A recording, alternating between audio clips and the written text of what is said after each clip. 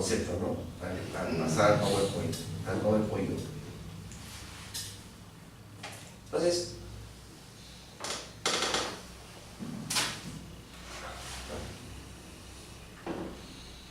aquí tenemos la placenta. Aquí tenemos al feto.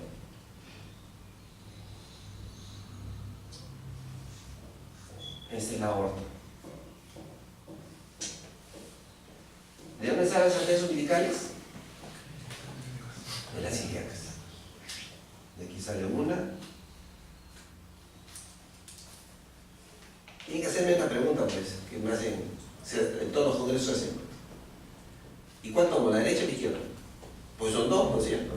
¿Tú qué dices? ¿Cómo responderían eso ustedes? Cualquiera, porque al final las dos se van a ¿cómo se llama? Ir al mismo sitio, ¿no? Y las presiones se van a reducir. No interesa tomar la derecha y la izquierda, por eso no está, ¿no? ¿Ok? Entonces, esta arteria umbilical se va a ir dividiendo, ¿no?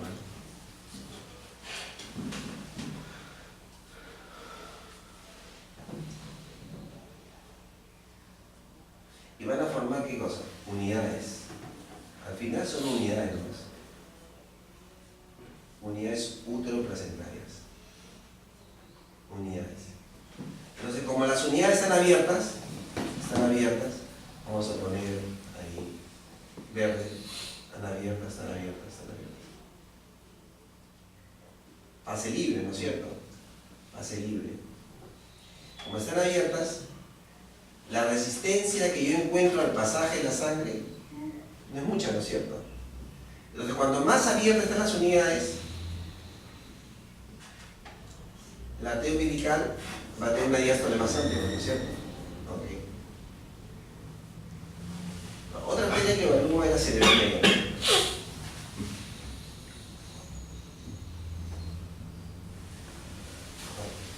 Entonces, el polígono de Willis es la cerebral media, ya saben que es la de esfenoides, las cerebrales anteriores y las cerebrales posteriores, ¿no es cierto? Entonces voy a evaluar la cerebral media, ¿no? La cerebral media es un vaso chico, ¿okay? Comparado con la arteria umbilical es un vaso chico. Segundo lugar, es un vaso que está llegando a, no como la arteria umbilical, está llegando a unos lechos, ¿no es cierto? Está llegando a un tejido. Entonces, de todas maneras, hay resistencia en la llegada. Entonces, una arteria cerebral media, comparado con la arteria umbilical, la arteria cerebral media tiene más resistencia, y la arteria umbilical tiene baja resistencia. Es una comparación, Ahora, digan ustedes, ¿la arteria umbilical es de alta o baja resistencia? Baja. ¿Y la arteria cerebral media? ¿Cómo se les ocurre que la arteria cerebral media va a ser de alta resistencia? En la vida va a ser de alta resistencia, porque sería, pues, estar irrigando al cerebro con baja perfusión. En realidad, la arteria cerebral media, la arteria coronaria, la arteria, ¿cómo se llama? Suprarrenal, dentro de nuestro sistema son de baja resistencia los vasos. Los que son de alta resistencia son las ilíacas, la renal posiblemente, pero cuando, de nuevo volvemos, cuando comparamos, la arteria cerebral media tiene más resistencia que la arteria umbilical, cuando comparamos. Pero, ¿no? A veces leen los chicos, leen la arteria cerebral media, la resistencia es baja y ya comienzan a entrar en trombo, pues, ¿no? ¿Qué es esto? Dicen, ¿no? No, ¿verdad? La arteria cerebral media es una arteria de baja resistencia, pero cuando tú la comparas con la arteria umbilical tiene menos resistencia que la arteria cerebral media. Entonces, para hacer algo práctico, decimos arteria umbilical, baja resistencia, arteria cerebral media, alta resistencia. O sea, pero para hacerla, ¿cómo se llama? Didáctica. Pero en general, hay que darle su lugar a la arteria, ¿cómo se llama? Cerebral media. Es una arteria de baja resistencia. Okay.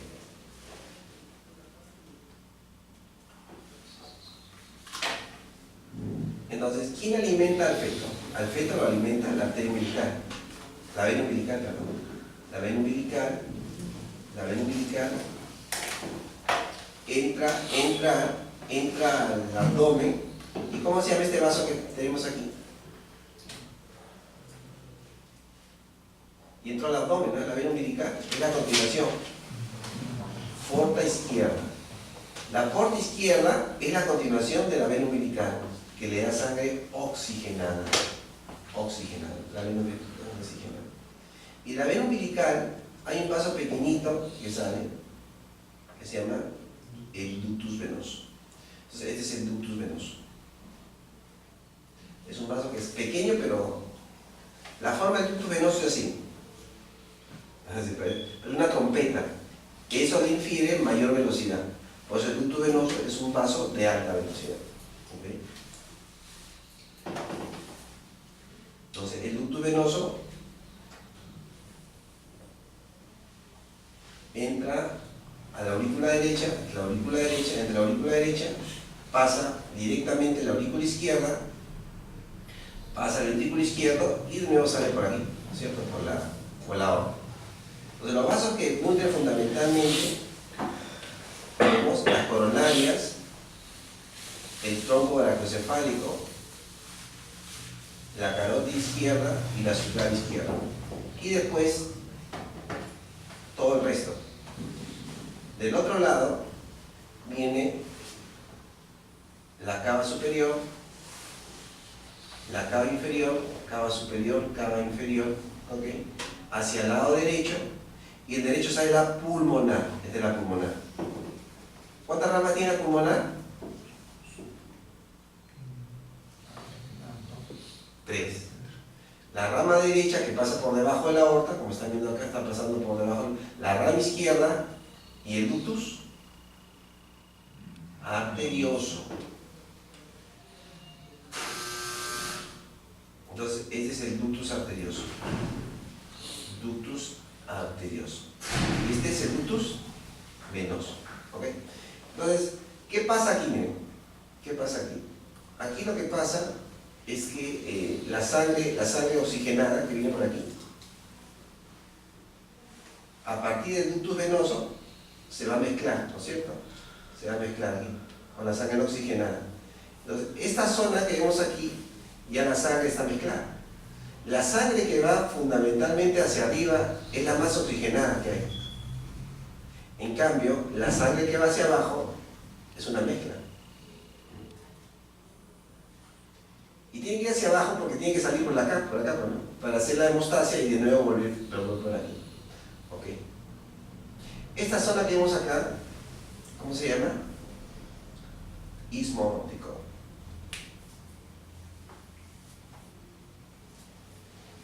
Istmo aórtico. Entonces, el istmo aórtico es el espacio que hay entre la subclavian izquierda y el ductus arterioso, ¿no? Ok. Entonces, cuando las unidades supraplacentarias por X motivo comienzan a cerrarse, ¿no es cierto? A cerrarse. Se cierra, rojo, se cierra, rojo, se cierra, rojo. Entonces, te van quedando menos unidades. ¿Qué va pasando con la presión? Al pasaje de la sangre va aumentando. Bueno, si tú cierras más aumenta. Entonces, se ha visto que cuando un 30% de unidades uteroplacentarias están obstruidas, esto se refleja en la arteria umbilical, ¿ok? En la arteria umbilical, ¿qué le pasa? La diástole disminuye, ¿ok? Entonces aquí teníamos un IR de 0.60, ahora vamos a tener un IR de 0. Mayor de 0.7, para ser más, 0.71, para sonar tan malo. Se nos pasó el percentil. Aquí está por encima del percentil 95. Pero la concentración de oxígeno queda un 70% en placenta. La concentración de oxígeno captada por los vasos receptores es lo suficiente, ¿no?, para mantener el metabolismo basal. Entonces, como que no pasa nada, pues. no pasa nada. La arteria cerebral media mantiene el flujo normal, porque es lo que, no solamente la cerebral media, sino la coronaria y la suprarrenal mantienen el flujo normal. Pero ya detectamos un problema, la placenta está envejeciendo. La placenta envejece de forma natural, ¿no? Ahora, yo tomo una actitud dependiendo de la edad gestacional. Si yo tengo, por ejemplo, mayor de 36 semanas y tengo ya resistencia aumentada a la arteria umbilical, yo puedo, ¿cómo se llama?, tomar la actitud de terminar el embarazo, ¿no es cierto? Termino el embarazo, lo induzco, ya tengo buen peso, ya, ¿cómo se llama? O también puedo llevarlo a 38, porque yo creo que es conveniente. Obvio que estoy tomando un perfil físico, un monitor electrónico, todo bien, entonces lo controlo cada 2 días y voy viendo, ¿no? Okay. Si tengo menos de 36, ni de loco ¿cómo se llama? Lo termino, todavía está en un periodo que lo que le está llegando es lo suficiente.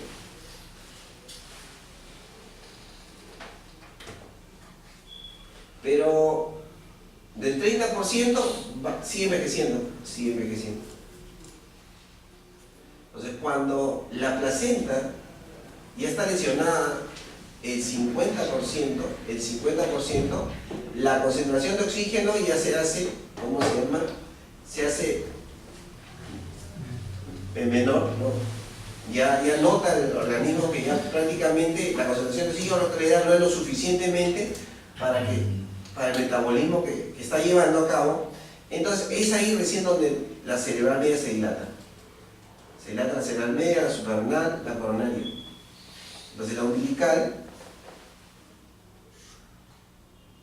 aumenta más la resistencia todavía, ¿no? Porque conforme se va cerrando va aumentando. Y la cerebral media se dilata. Okay.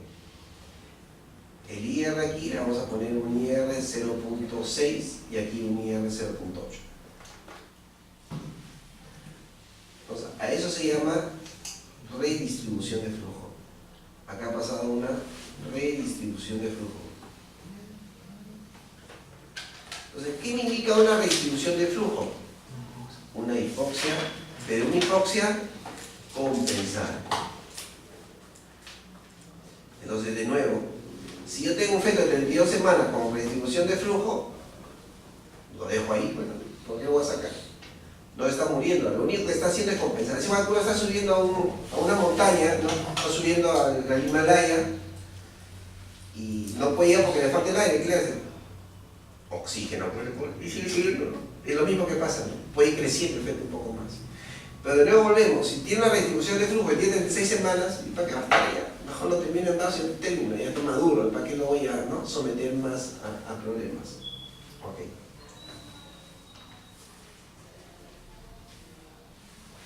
Cuando están por encima del 70% de lesión placentaria, 70%, okay, la diástole se hace plana muchas veces, plana. Y la presión es tal que en la diástole se regresa negativamente hacia retrógradamente. Entonces, si pierde el flujo, estamos viendo que era un flujo anterógrado, ahora se vuelve retrógrado el flujo al istmo óptico. Entonces, cuando uno toma el Doppler del istmo óptico, encuentra el Doppler de la aorta y del ductus arterioso. O sea, estos dos flujos se juntan y forman una diástole positiva, ¿no? Una diástole positiva. Pero cuando la presión es tal en la placenta, el flujo retrógrado se va de la umbilical a la ilíaca y de la ilíaca a la zona del istmo y el flujo en la diástole se regresa. Entonces, ¿qué pasa con el istmo aórtico? El flujo, en vez de irse hacia abajo, se va hacia arriba, no junto con la aorta. ¿Y qué pasa? El flujo ya se mezcla de sangre no oxigenada al cerebro. Se dilata más, pero el problema es que la ayuda ya viene con baja de oxígeno, con CO2 viene. Entonces se comienza a ver más lesión cerebral. Entonces, uno de los puntos de inflexión para terminar el embarazo es encontrar un ductus, un istmo aórtico un istmo aórtico con diástole invertida. Encontrar un ductus, un istmo aórtico con diástole invertida, significaría que el feto está recibiendo sangre no oxigenada como compensación. De la hipoxia compensada hay una acidosis y para colmo le están mandando más leña al fuego, ¿no? Le están mandando CO2. Okay. Es como si fuese que te está faltando el aire, ¿no? Te ponen el balón, pero el balón no tiene solamente oxígeno, sino tiene CO2.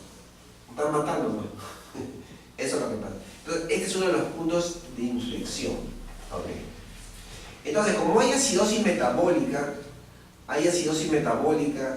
hay hipoxia ya no compensada, porque ya no compensa nada, ¿no? Hipoxia severa. Okay. En todo el organismo pasa algo, ¿no? Hay isquemia. Y uno de los órganos que sufre isquemia es el corazón. Entonces el corazón se vuelve hipóxico, hipoxia cardíaca. Y cuando el corazón hay hipoxia, se vuelve rígido.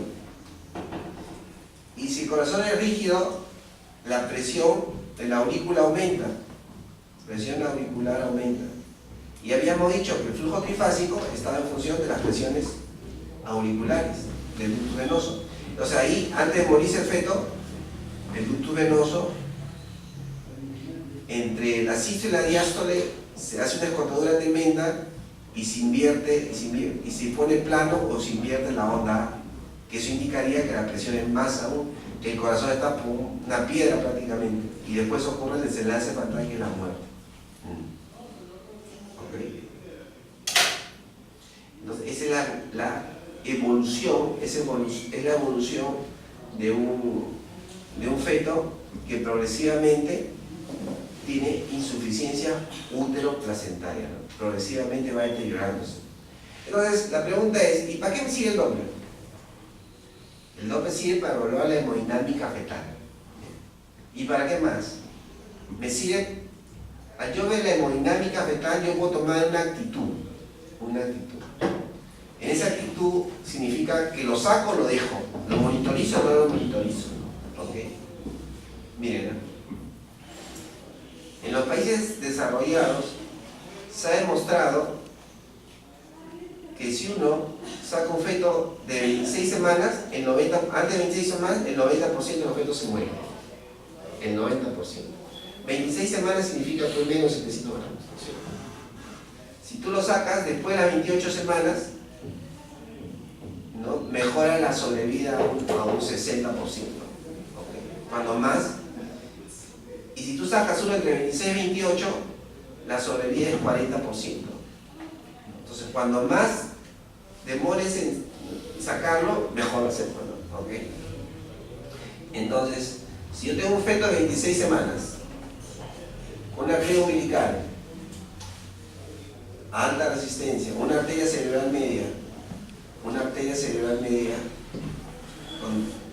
con diástole aumentada, arteria cerebral media con diástole aumentada, ¿okay? En la vida pues lo va a sacar, ¿no? Acá tiene hipoxia compensada. De repente tiene diástole plano, tiene acidosis, pero el istmo aórtico todavía lo mantiene positivo y el ductus venoso todavía la onda es positiva, o sea, no hay falla cardíaca y está recibiendo oxígeno de buena calidad todavía el cerebro, ¿no? Entonces, lo mantienes todo lo que puedas, ¿okay? Porque estas dos van a definir. En cambio, si yo tengo una de 34 semanas con redistribución de flujo, entonces, ¿para qué lo voy a tener ahí? Mejor lo saco, ¿no? Entonces, todo es cuestión de la edad, pues, ¿no? La edad.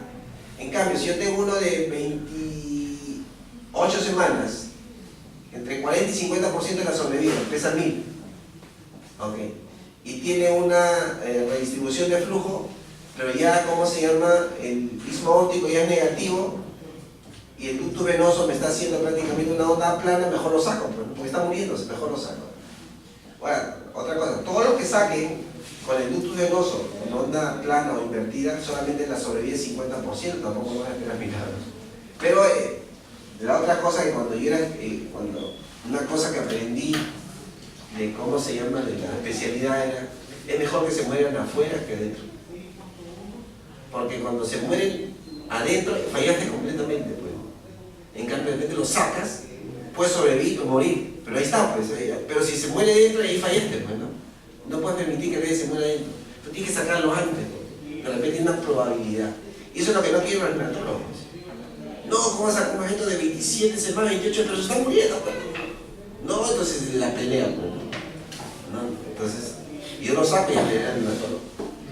Pero si lo dejo ahí, se muere. Entonces, para eso me sirve el doble, ¿no? Para enterarme de cómo hemodinámicamente, en qué condiciones está el feto.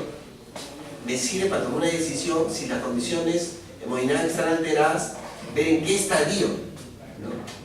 Si tiene retardado el crecimiento y está en el estadio, por ejemplo, RSIU con estadio 0, los hombres son normales, puede ser con estadio 1, 2, 3, 4. El estadio 4 ya es más severo, cuando ya está muriéndose, ¿no?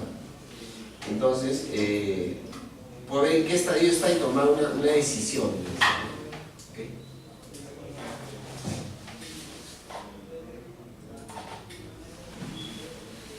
¿Alguna pregunta hasta acá? Para comenzar el tema. Una consulta, en el caso de su eclampsia para las ampollas uterinas, es por una mala presentación, ¿verdad? O sea, no hay una buena invasión trofeolástica. ¿Me puede explicar más o menos las oleadas, lo que he escuchado, y en qué tiempo se dan más o menos?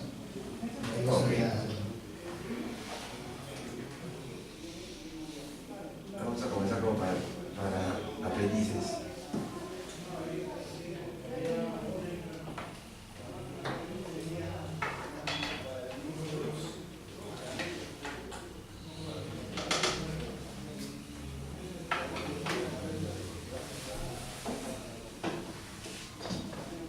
¿Cuántas veces has dibujado esto? ¿Cuántas veces has visto ese dibujo? 2, 3, 4. 3. Esa de memoria se la sabe ya. Pues es recontra simple, miren. Este es el blastocisto. El blastocisto penetra en la vesícula, ¿no es cierto? ¿En qué día penetra el blastocisto en la vesícula? Séptimo día. Séptimo día, el blastocisto penetra en la vesícula y encuentra unos vasos pequeños viéndole la cara. ¿Okay? Entonces, esta zona se llama decidua basal, esta zona se llama decidua capsular y el resto se llama decidua vena. ¿Okay? Todo lo que hay alrededor del blastocito, estas células formadas, ¿no? El blastómero se llena de líquido y forma el blastocito. Todo es el corio, todo lo que hay alrededor es el corio. Pero hay un corio que está en la decidua basal en contraposición de los vasos espirales, son los vasos espirales, que se llama el corio frondoso. El corio frondoso. Otra pregunta, ¿eso es, el corio frondoso viene a ser la transformación del sincito trofoblasto? Espérate, no trae nada. Corio frondoso. Corio frondoso. Entonces, ese corio frondoso se llama frondoso porque pues, ven que hay un montón de células ahí, ¿no es cierto? Comparado con el otro lado que no es tan frondoso, pues, ¿no es cierto? Pero todo es corio, ¿cierto? Ok. Entonces, el corio frondoso, hacia adentro, hay células que se dirigen hacia adentro y van a formar el embrioblasto. Y hacia afuera, el trofoblasto. Entonces, el trofoblasto, pues obvio la placenta y el embrioblasto, pues el embrión. Pero en la parte externa, el trofoblasto tiene dos tipos de células. El citotrofoblasto, ahí se ve.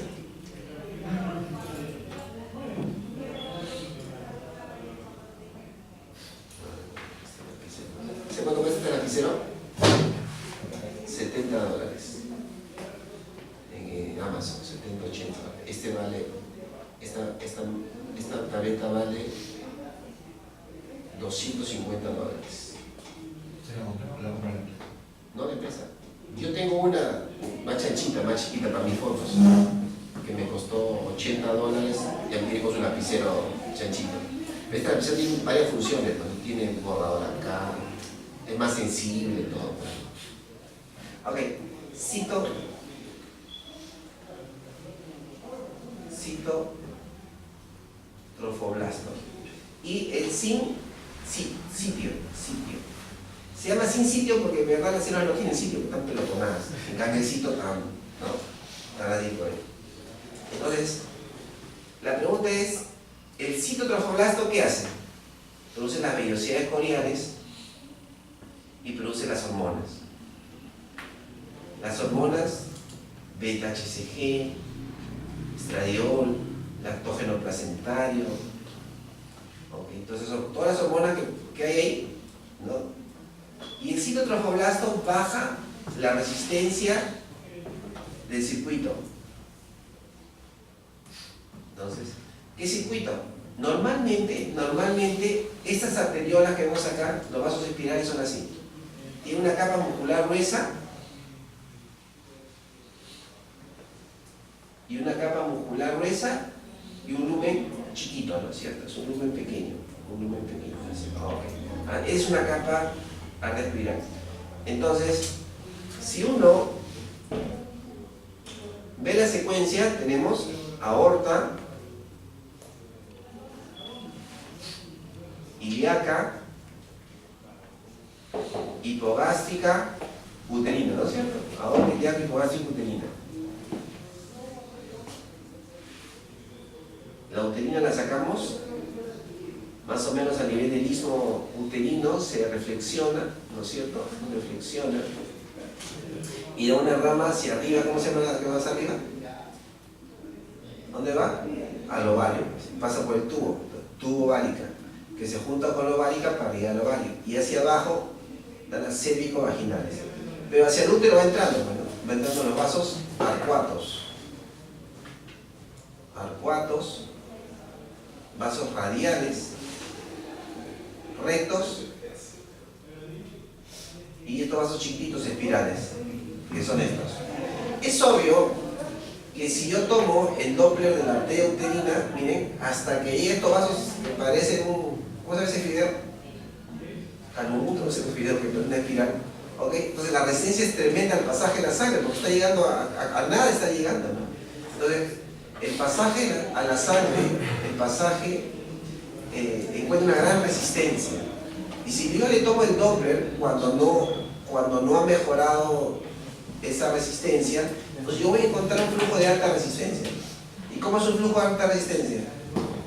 Así, con la diástole pequeña, ¿no es cierto? Unido a esta estructura, a esta escotadura que se llama notch.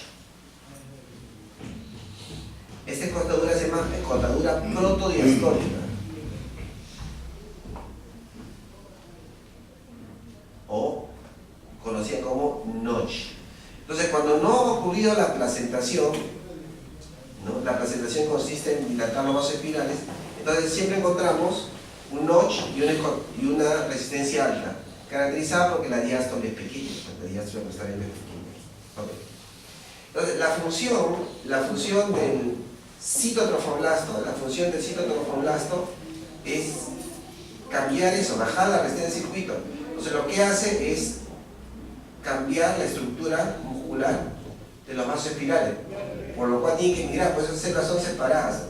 Para diferenciar del sin cito, las células que no tienen sitio están pegadas, en cambio las células del cito pues están más ¿cómo se llama? Más libres, entonces, y es más, migran, y lo que van a hacer es un flujo de alta resistencia, van a convertir en un flujo de baja resistencia,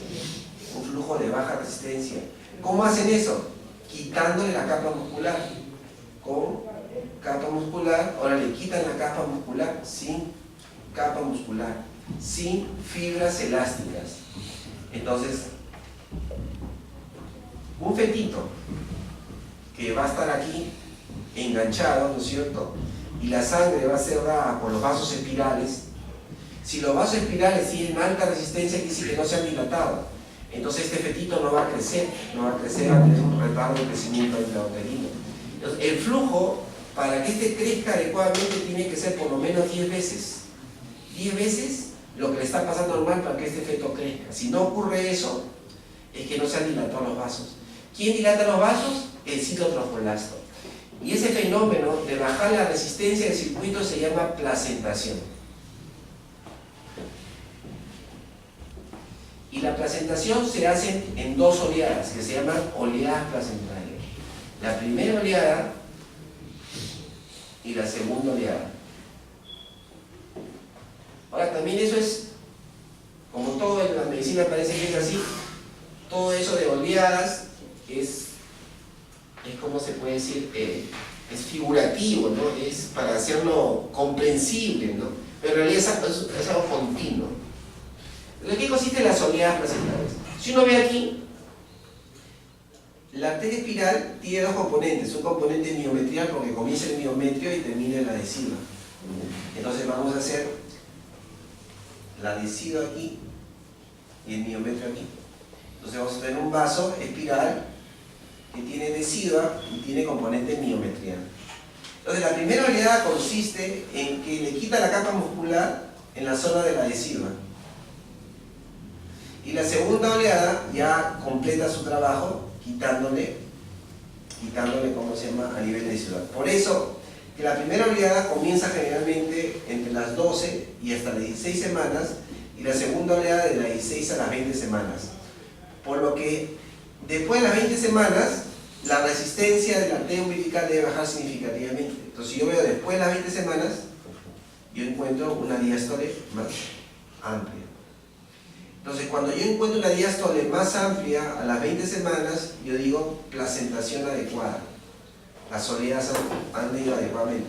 Pero ¿qué pasa si no encuentro eso? La placentación no ha sido adecuada. Entonces, tenemos antes de las 20 semanas.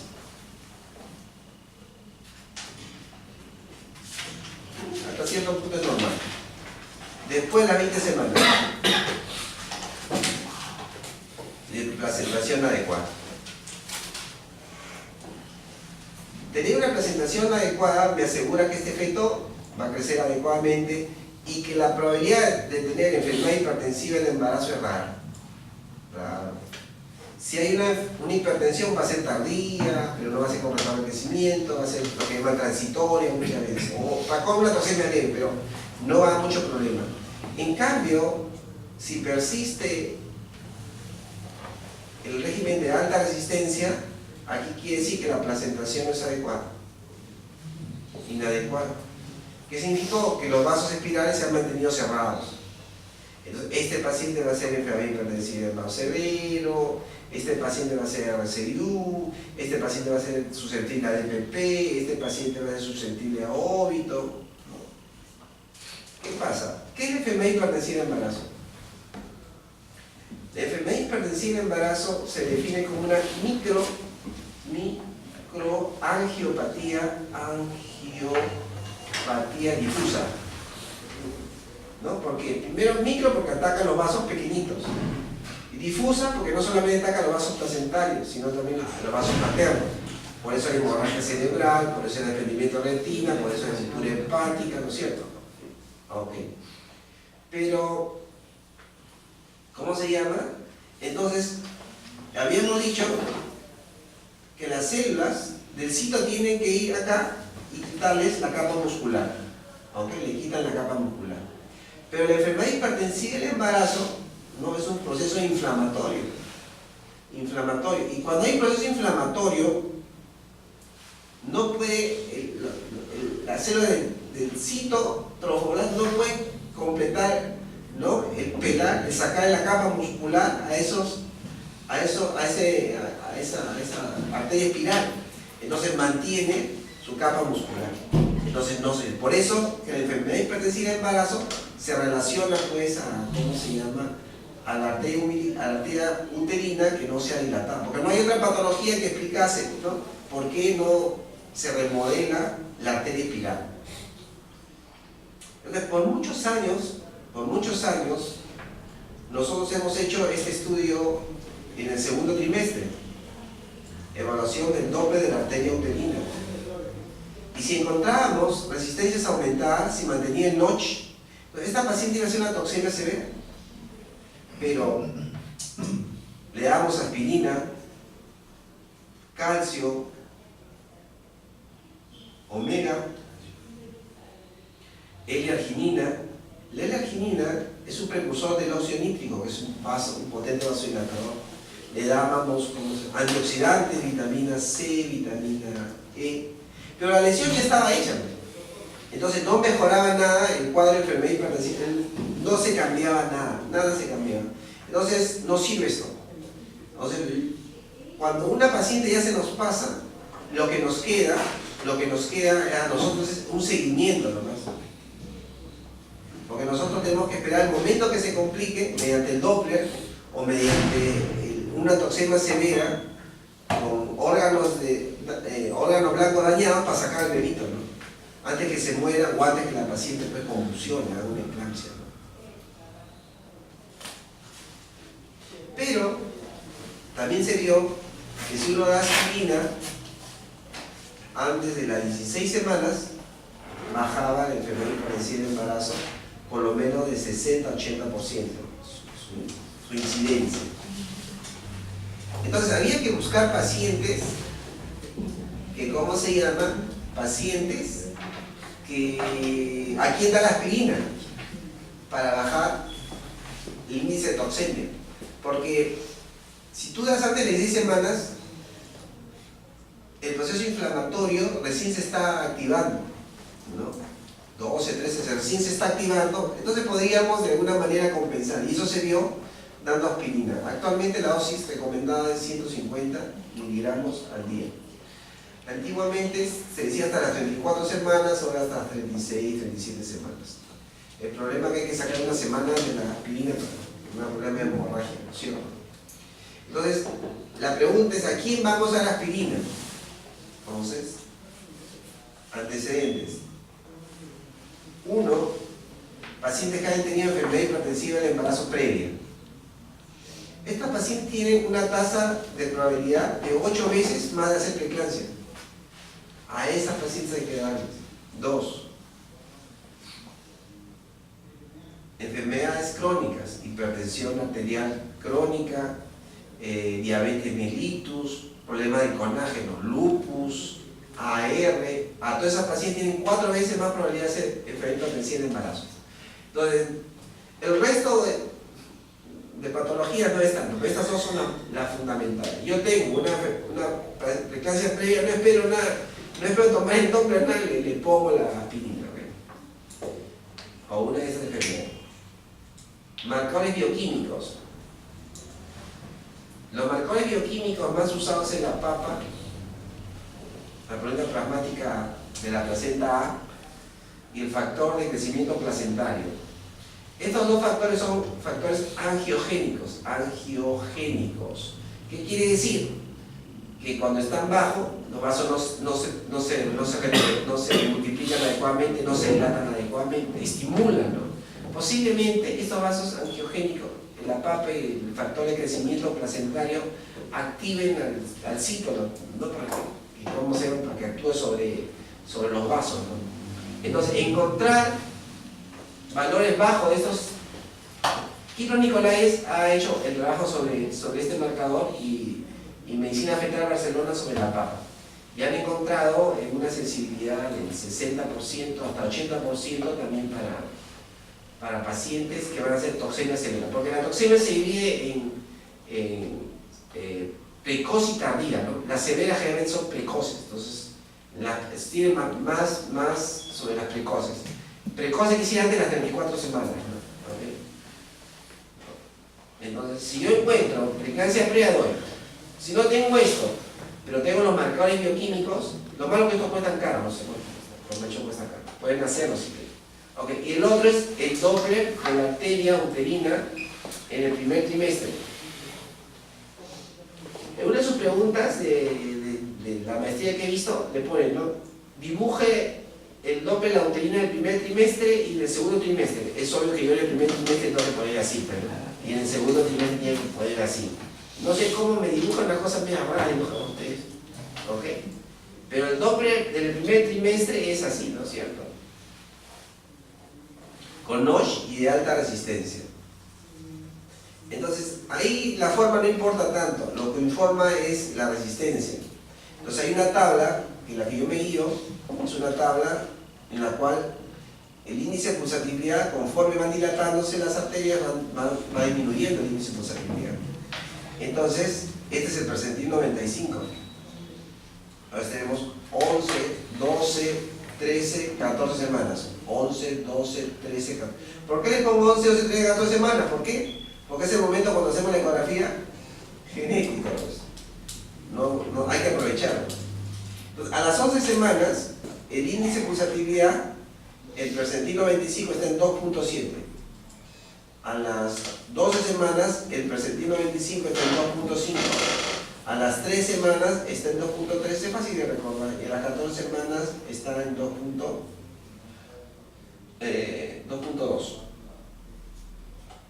¿Cómo se hace? Se toma el Doppler de ambas y se saca un promedio, ¿no? De un promedio se saca. Ok. Si no se acuerdan de este número, otra vez tienen ¿qué cosa? La calculadora, pueden iniciar que está Barcelona. Entre las semanas 20 y 24 también hay valores cortes como 1.6, 1.2. Algunas tablas varían, ¿no? Dependiendo de la cual han usado, pero yo me guío por estas dos. Y si no me acuerdo, ¿qué hago? La calculadora. Entonces, si yo chapo una paciente por encima del percentil 95, por ejemplo, yo hago, ¿no? 14 semanas y una uterina me sale 2.2 y la otra me sale 3 y el promedio sale 2.5, algo así. Obvio que está por encima del percentil, pero no hay aspirina sin perder tiempo. Entonces, eso va a reducir la probabilidad que haga preeclampsia severa 60-80%. ¿Ok?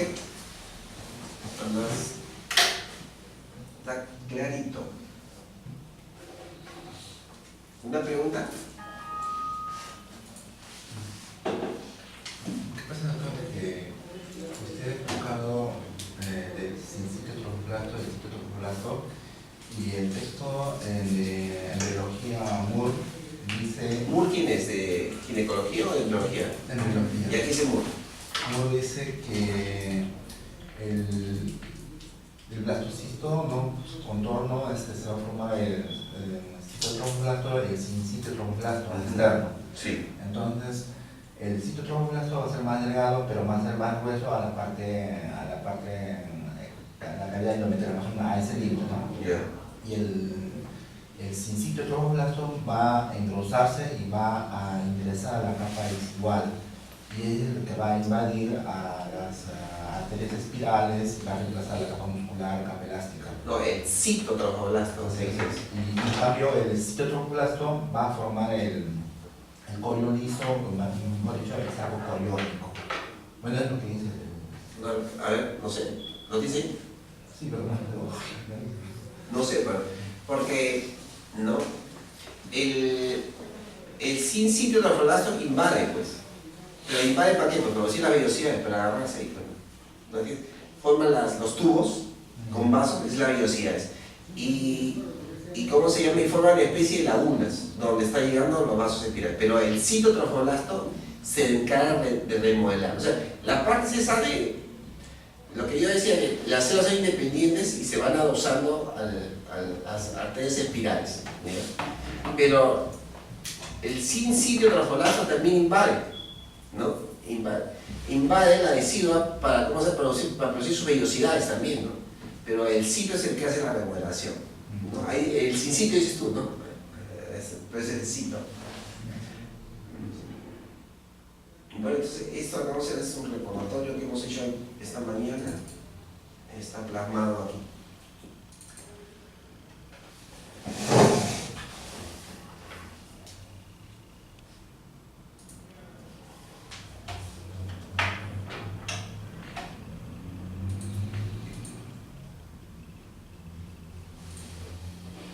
Entonces ya habíamos dicho que el año 77 Fitzgerald inaugura la elaboración de la arteria umbilical, porque comprenderán que el Doppler estaba pues en dominio de los cardiovasculares, ¿no es cierto?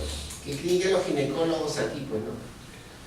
Entonces a los ginecólogos se les ocurrió que también podía cerrarse la arteria umbilical, pues, ¿no?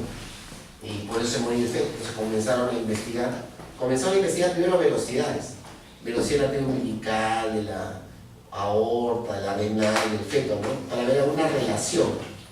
Y no encontraban relación porque no era lo que se buscaba, ¿no?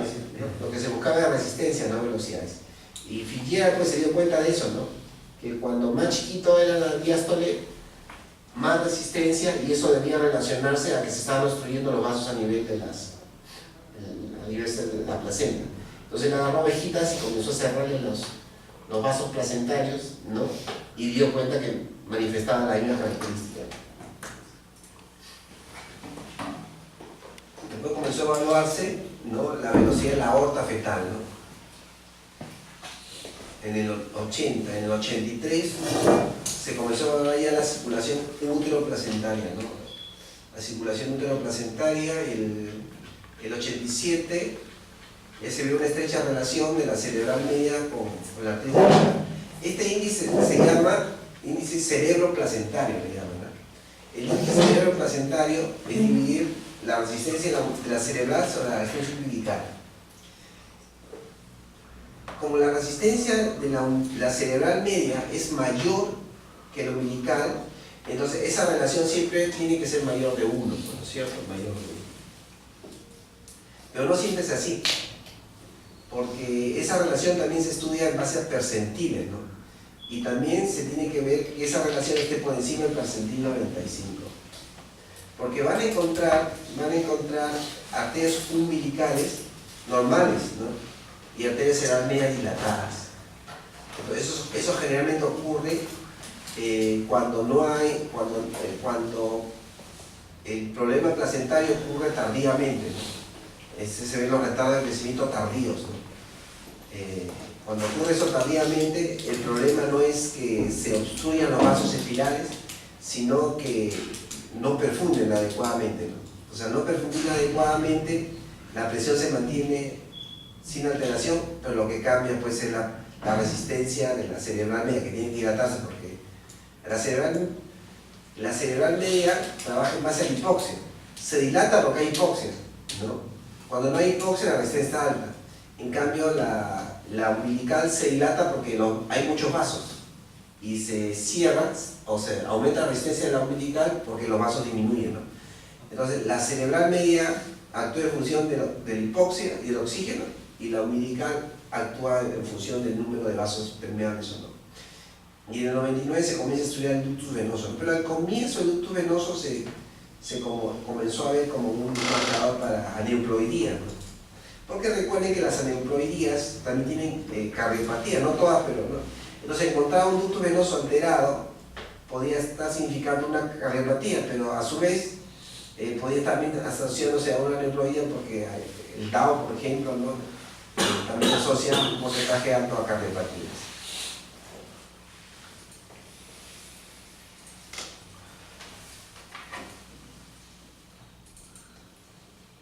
Entonces, cuando uno ve, pues, sea el vaso que sea, ¿no?, es obvio que esta es una diástole amplia, es una diástole de baja resistencia. Si le ponemos un IR, ¿cuánto le pondríamos ahí? ¿Un IR de cuánto? 0.4, pero 0.4. Por ejemplo, estamos viendo aquí la arteria uterina, en este caso uterina, es de muy baja resistencia y con noche. Si encontrar una uterina de estas calidades, yo puedo indicar que la placentación ha sido adecuada, ¿no?, que la probabilidad de hacer enfermedad hipertensiva en embarazo es baja, ¿no? ¿Okay?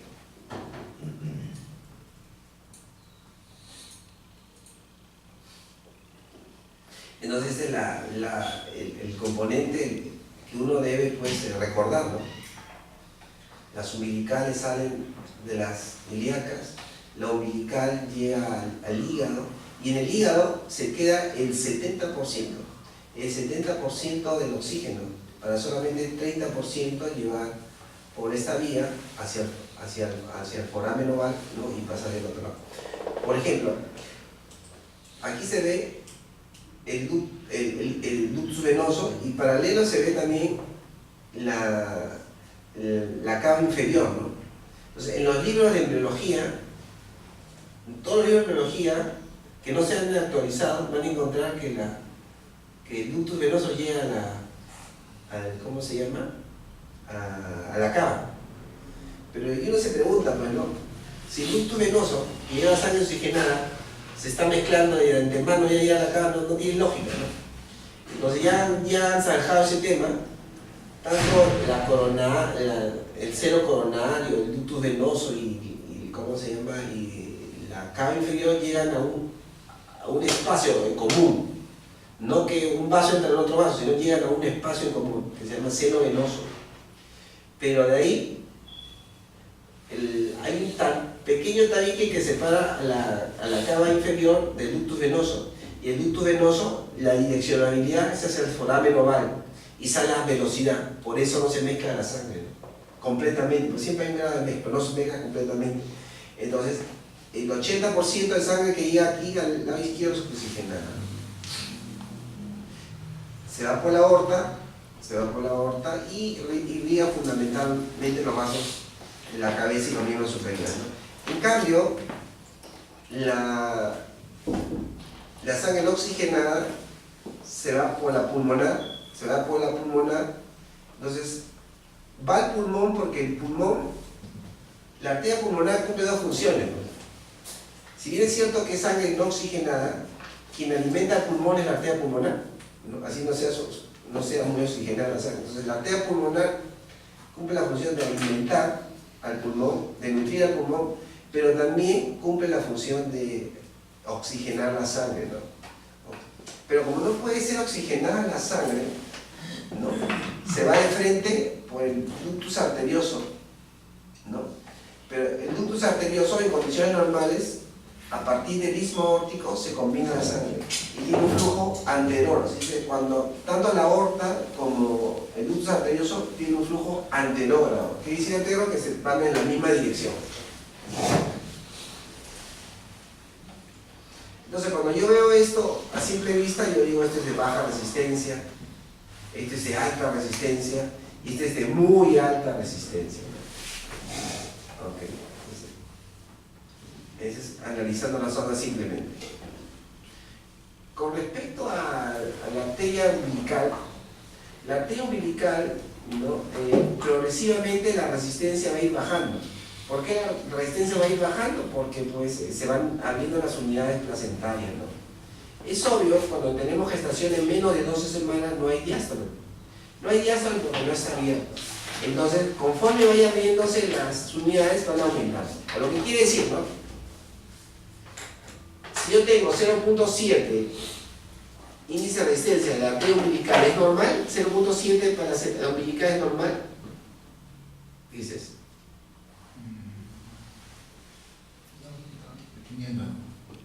¿De qué? ¿De qué? Claro, por ejemplo, si yo tengo una de 20,